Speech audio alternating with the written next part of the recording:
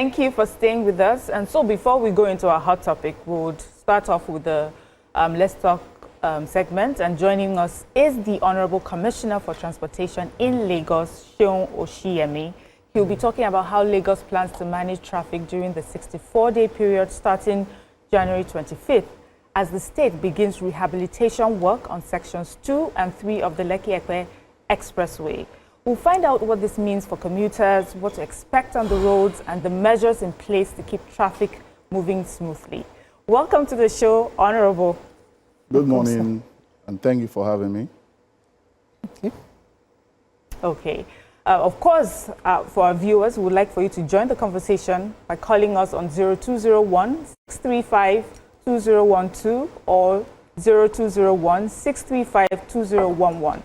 And you can tweet to us at TVC Connect using the hashtag YourViewTVC. You're welcome again, Commissioner. Thank you. Yes, so can I jump as in? we know, no, before you jump in, please, let me ask a question. So as we introduced, we said that rehabilitation work will start on the Lekki Expressway Road. And as we know, this is usually even a corridor that can be hit with traffic even before the rehabilitation. So for us, we just want to know what will be done differently this time than other times to make sure that traffic runs smoothly during the period that we will be rehabilitating this road. Thank you very much. Firstly, I would like to use this opportunity to correct one or two things. The first thing being the first phase of this rehabilitation work would take 64 days, which means that takes care of the Lagos-bound carriageway. When we're done with that, we're going to switch to the other side, which is a Ekpe-bound carriageway. The only reason why we're speaking about the Lagos-bound carriageway is just for people to be able to understand exactly what we're doing and then stay focused on the job that we're doing at the moment. So what would we have, right? What we're doing differently, I will start with. It's the way and the schedule that we're adopting to do this road. Firstly, the road, Lagos-bound carriageway, is one we're going to be dealing with, and it's been divided into 8 sections, which means that we're starting from Chevron all the way to Admiralty. And the way it's going to be done is that we'll do section by section. And for each section that we'll be doing, we have estimated time that we'll be spending on each section. And what happens is that it's the only section that we'll be working on at a particular time that would be closed. Meaning, if you're going from Chevron to Igbo-Efon, which is the first section, there will be closure on the Lagos bound carriageway.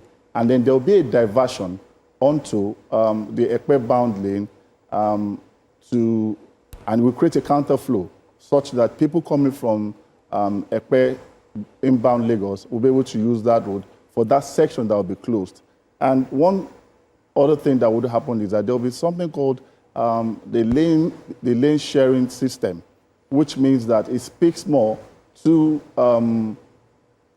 peak periods. That is, those going in the morning. We all know that in the morning, coming to VI is the peak period, and going back in the evening is peak period. So people coming from Ekpe all the way to VI would have a counterflow onto the Ekpe-bound lane and would have 2 lanes out of the 3 lanes, which means we only reserve 1 lane for those coming from Ekpe, from VI to Ekpe. What that means is that during the peak period, which will be from 4 a.m. till 12 noon, we would have 2 lanes for those going from Ekpe to VI. And then in the evening, from 1 till 3 a.m., we would give 2 lanes to those coming from VI to Ekpe, because at that time it will be their own peak period. What we've tried to do is we've simulated the traffic, we've collected data, and we understand that, yes, doing these things in sections would help us to get an effective construction work. I must also quickly say that this work starts on Sunday, 25th of January. Yeah, so sad. Not sad that it's starting, sad that it's so soon. But let me put it this way. When we do this demarcation, they sound good. Lagos State has gotten better with planning ahead for this kind of construction or reconstruction and its impact. But Nigerian factor, where because there is traffic ongoing, the people will block the entire lane. So you have a lock jam. I see in other countries where I've traveled to, where they have road repair done, that they put these plastic barriers that they put right in the middle so that the demarcation is very clear all the way, and you are, no matter whether you feel like it or not, you can't, if the other side is free, you can't enter into the one lane, because I recollect you saying that there'll be 3 and 1. And so if that 3 is blocked, somebody can enter the single one that is meant for incoming traffic, and that will cause a lock jam. How do we prevent that? Would you be putting those barriers on the road to ensure that the demarcation is complied with? Thank you very much. Interestingly, the barriers will be there. And they'll be there all the way. They're called median barriers. And they will demarcate the lanes for the different users, meaning, which is why you'll be seeing the shift every day, because we keep moving those barriers as we move to the direction which peak period moves to. So in the morning, you'll see the barriers making provision for 2 lanes. In the evening, you'll see the barriers making provision for 1 lane. You are very correct in the fact that our people can be a bit lawless sometimes, but we also would have a lot of traffic officers, in that corridor. And we're also encouraging people to also use alternative routes in a case where they are. And Coastal Road is one of the alternative routes we have really asked people to use. Okay, so go ahead. Okay, so I'm very happy with this development because that's my axis. I go on that axis a lot, and so far that I've been on the Coastal Road, I've not seen any truck on it. I've not seen the container truck and all the other trucks. So are you saying that what's going to happen to those trucks? Because I know that there's supposed to be a time, there's supposed to be a set time when they move. But I've been seeing them all the time, like from morning till night, you see them on the road and all. And we all know that they are not, most times they are, there was an accident that happened some time ago where the container fell and all. And then when it fell, it blocked. There was traffic, there was serious traffic. So what plans do you have for those trucks? What time, specify the time and let us know when they are going to be on the road, and so that people can plan their movement accordingly. Well, thank you very much. For the truck timing you mentioned, that was in 2021. And sometime a year or 2 after, it was slowed down because we all know what commerce grew into in Lagos State. How do I mean? A lot of what the only working refinery in Nigeria today is Dangote. The most efficient ports you have are in Lagos, the Lekki deep sea port, and also the port in Apapa. So a lot of what we have now in terms of commerce is not allowing us to restrain those trucks from moving at particular times. What that would do is it would create chaos, not necessarily within the city, but just outside of the city. So there's a bit of constraint in how we have to tell them to move. But be that as it may, what we've done is, based on this scheduling of lanes, those trucks can easily move on that 1 lane that is left. Bearing in mind that in the morning is peak period, and also in the evening, they would have 2 lanes to be able to move in the evening.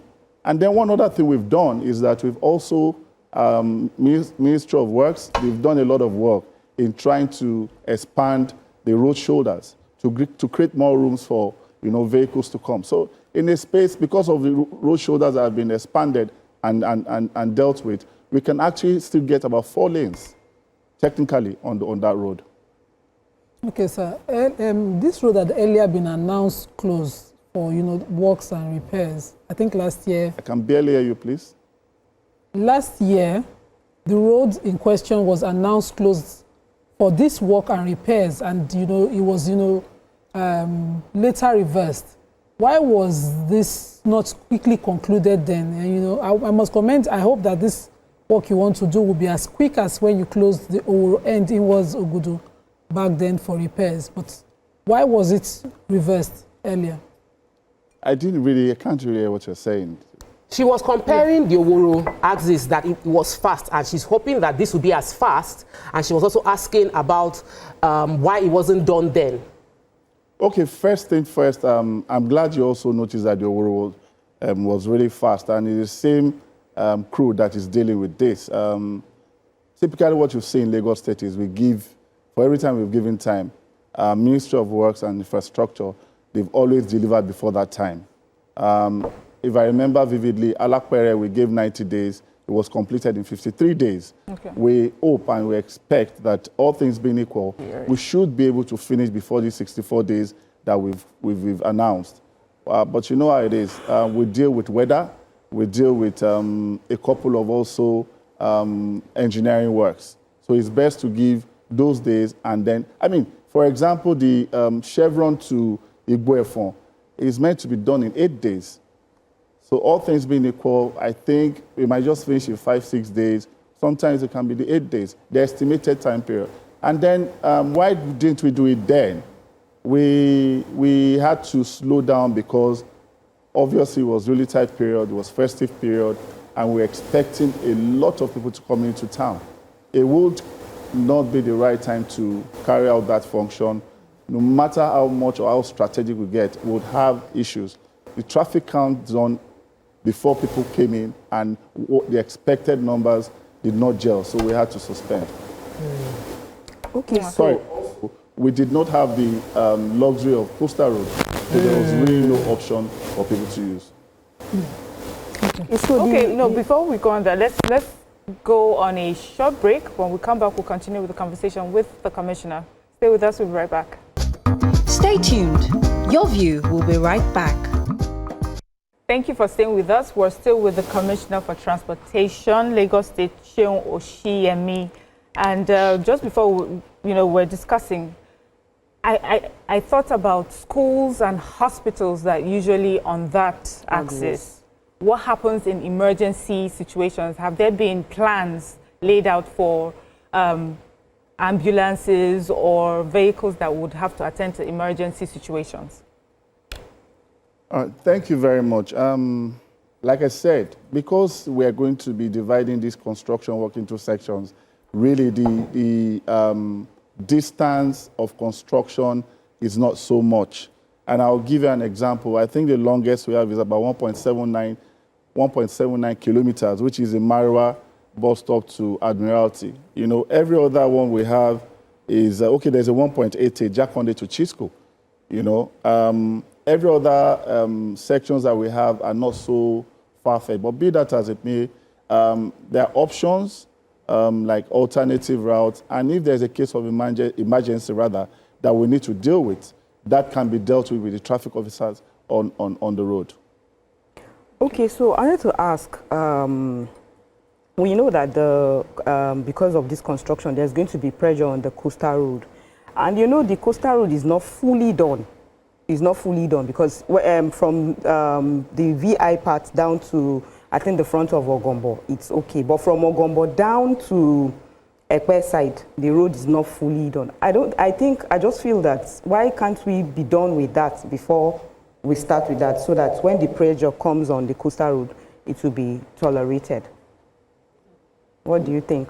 Well, there are two different projects, if I may say. And if we wait for one to finish before the other, they might cause chaos. I also need to quickly state that the coastal road is a federal government project, whilst the Lekki Expressway Road is a Lagos State project. So they can work concurrently if well managed. Because, you can imagine what it was when we didn't have the luxury of coastal road. It was a lot more to manage traffic because of the numbers we have on that corridor. But with the coastal road there now, many thanks to Mr. President for the wonderful gift he's giving Lagos State. It's giving us a different perspective and a different situation. It's made traffic management a lot more easier. Even traffic along that corridor, I must say, is not what it used to be before. And if only our people can be can comply more to traffic laws, it would be paradise going to that axis. Wow. So I just saw your travel advisory for an 18-week diversion on the Lagos-Badagry Expressway, particularly for rehabilitation work at Maza. 18 weeks, Maza, on that bridge. How is it going to go? Well, I know that bridge needs help under the bridge and some joints on the bridge, but how is this diversion going to work? Well, for the Maza project, again, that's a federal government road, and what we're doing as Lagos State is also to plan the traffic management. We've issued a communique as regards on how the timelines for the project and also alternative routes. So I'm sure that's in the media space, and people can easily pick it up. Okay, so I want to ask you about the, we commended the work that happened during December, especially because traffic wasn't as bad on the island, mainly within VI into Lekki. However, traffic was bad in other areas. The Kotun was bad. Alagbado, Kolintin, Kola area, bad. Yanoba, bad. Igodo, bad. And those areas do not seem to get the kind of attention that we see happening on the island as well. So what measures are you putting in place to address traffic situations within this area? Because we don't see a lot of personnel and Lagos State activities there. Thank you very much. Interestingly, Mr. Governor does not prioritize or does not put preference to a particular area. It cuts across the globe, which means it doesn't say because this is VI, I will not pay attention to it. I must quickly say to you that if you go to that axis, you'll see that a lot of construction work have been done as regards road construction. And what we have that's causing that bit of traffic is also people's indiscipline. People's indiscipline as regards seeing traders on the road, people's indiscipline as regards buses stopping on the road, and over time, we've gone there with task force to go and clear those roads, which is why we have all of those challenges. And we constantly do that to ensure that traffic in that area is also well taken care of. Lagos is one house, and we have to ensure that we look all through Lagos and ensure everywhere is well managed. So, Commissioner, not too long ago, I was stuck in traffic that happened because there was to me, it seemed like an impromptu job that was being done on Apongo. And I would have appreciated it if there was a place I could go and I could get real-life updates on, traffic situations. And I'm wondering, especially with this new rehabilitation work that's about to take off, is there a place, is there a station, is there somewhere that, Lagosians can go to just get real updates and could help, manage traffic much better? Yes, thank you very much. We have a radio station, which is traffic radio. They give a minute-by-minute update of situations. Not only do they speak to diversions, they also give us online real-time situations on the road. So if there's an impediment, if there's a need for you to divert, you get notified on traffic radio. Beyond that, we also have the My Lagos app, which you can, of course, download and gives you online real-time situations on our road as well. So there are places, beyond traffic radio, we also have My Lagos app that you can go to and get online real-time information on traffic and movement in Lagos. Okay, when I asked the question earlier, you mentioned the key problem, which is a problem around Lagos, yellow buses, reckless driving, stopping indiscriminately, not within the bus stops, not at the designated parks, but they just stop, overtake one another. You see a 4-lane road and you will see yellow buses on the 3rd lane, like literally in the middle of the express, dropping and picking up passengers. Police by the side, last mile on the side, everybody is tired of them, they are above the law. Are we going to address this issue of yellow buses and the nuisance, there's no other word to use, the cost on the road for everyone? Just stop and continue. Yes, we are. We're already doing that. The interesting thing is that it's going to take a bit of time because there's a program called the BRI, the Bus Reform Initiative. The Bus Reform Initiative speaks to moving a lot of the informal sector to formal sector. How do I mean? We have all of these yellow buses, and I must say to you, we can't just yank them off the road because we don't even have the number of buses that can take people. So if you take them off the road now without proper planning, what you will cause is chaos. So what the BRI speaks to, it speaks to one, and the Lekki corridor is actually the pilot phase for this BRI. What does it say? It speaks to one, there's been a data already gathered for that corridor, speaking to the number of buses needed in that corridor based on commuters. Now, we would provide high-capacity buses. And in conjunction with that, we have spoken to also the unions to go and form clusters, cooperatives of minimum of 50. Once they do that, they now come back to Ministry of Transportation through our agency called Lamata. They register. Because why you see them being so lawless is because some of those guys do not have proper documentation.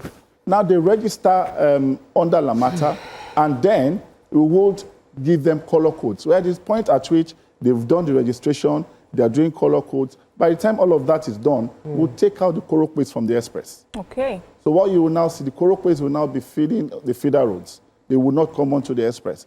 And then those buses registered will now ply that road. There would also be ITS system. There will also be the curriculum will be adopted. That way you take away the agberos. That way you know the number of buses plying that road because they'll be color-coded.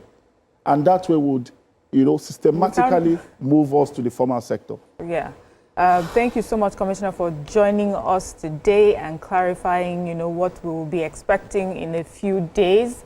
I don't know if you have one or two sentences to just tell our viewers and Lagosians as they prepare for the rehabilitation work that's about to start. Well, I would like to appeal to Lagosians that please, we need to comply with the traffic officers. We can only make this work if we collaborate and we work together. We should ensure that we comply, we listen to them so that we can have an efficient and effective traffic management system. But I must also put that if you do not comply, there are consequences and you'll be sanctioned. Thank you very much. Thank you, Commissioner of Transportation Seun Oshiemi, for joining us. Let's go on a short break. When we come back, we'll look at today's hot topics. Stay with us. Stay tuned. Your View will be right back.